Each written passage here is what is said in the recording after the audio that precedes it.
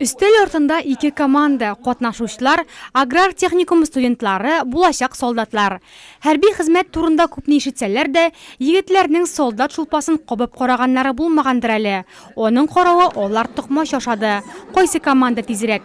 Танкчылармы, әллә инде шик сакчыларымы? Безгә бу конкурс бик ошый. Без яратып катнашабыз конкурсларда. Бу безгә киләчәктә армиягә барсак кирәк булырга мөмкин.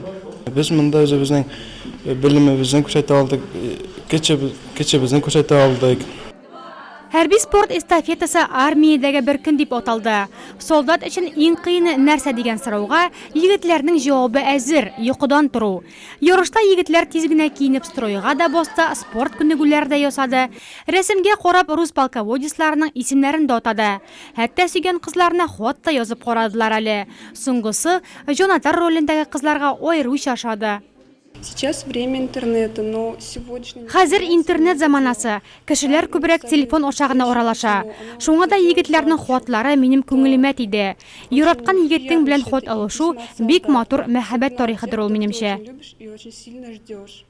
Ярышны оештыручылар үзәк китапханә белгечләре һәм Бердәм Россия партиясенең Нурлат җирле бүлекчәсе.